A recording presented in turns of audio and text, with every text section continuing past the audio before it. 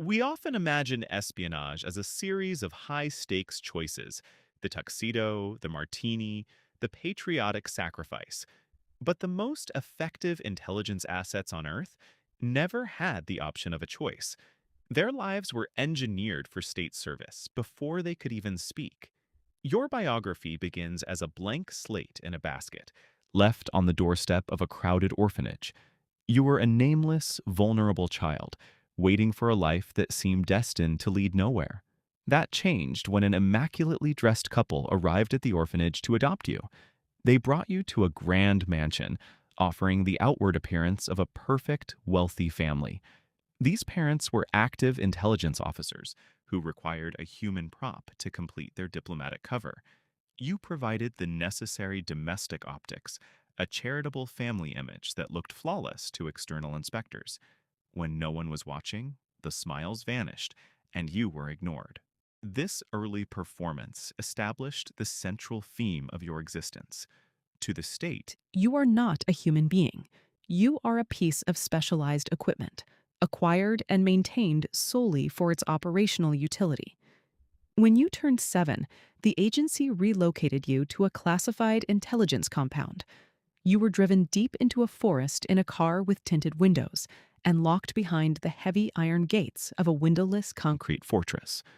The instructors here replaced your name with a serial number and initiated a curriculum of psychological programming. You spent your days mastering strategic chess while learning the physiological control required to maintain a steady pulse and normal pupil dilation while lying. The agency crushes the hope of escape through systematic isolation. Children who attempt to flee are held in pitch-black cells for weeks with only basic survival rations, while handlers tell them their original families have permanently moved on. To manufacture loyalty, the same instructor who locks you in the dark eventually offers food and kind words, triggering a cycle of Stockholm syndrome. If the mind remains rebellious, the trainee is transferred to underground experimental labs to serve as a test subject for new psychological control serums. Dismantling the original identity and severing all emotional tethers is a prerequisite for the agency. They hollow out the mind so they can rebuild it into a perfectly loyal, untraceable weapon of the state. Physical training focuses on the art of invisibility. You learn to diffuse threats before they escalated and practiced the 30-second rule, the ability to change your jacket, alter your walking gait, and blend seamlessly into a marketplace crowd. Microdata drives are hidden inside your shoe heels. A standard fountain pen is mocked to emit cyanide gas. Routine communications are hidden in everyday objects. A photographed cafe receipt contains digits that act as a Polybius Square cipher to transmit top-secret messages. Graduation involves surviving a realistic simulation of mock torture and execution. Once deployed, you are immediately sent into high-stakes environments, such as infiltrating a violent Mexican cartel, where your life depends on maintaining a deep cover persona 24 hours a day. Mastering these skills offers no path to a normal life. It only guarantees a permanent assignment in the field, surviving in a state of high-stakes, unsupported isolation. By middle age, your reality is defined by extreme paranoia. Even within a fake marriage home provided by the agency, you spend every afternoon inspecting a microscopic hair wedged into the doorframe to ensure no one has breached your residence. The cycle eventually turns back on itself. The agency orders you and your fake spouse to visit an orphanage and adopt a 5-year-old child, initiating the manufacture of the next generation of ghosts. There is no retirement ceremony. While working a final surveillance detail as a chauffeur, a past enemy from the cartel recognizes you in the rearview mirror.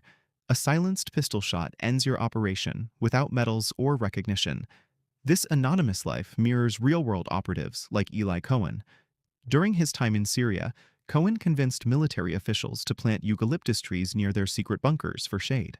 Those trees later served as the perfect markers to help Israeli pilots identify their targets. History also shows the effectiveness of using performative covers, such as Mata Hari's persona as an exotic dancer, which allowed her to navigate high society circles for the purpose of deep intelligence gathering. The practical application of covert weapons is demonstrated by the assassination of Georgi Markov. While standing on a London bridge, he was struck by a modified umbrella tip that fired a microscopic pellet into his leg. This metallic pellet contained a lethal dose of ricin. It was designed with microscopic holes to ensure the toxin entered the bloodstream quickly and without leaving an obvious trace for investigators. The final legacy of a secret agent is total erasure. You spend your entire existence as a shadow, performing a function for the state, and eventually die without leaving any record of who you actually were.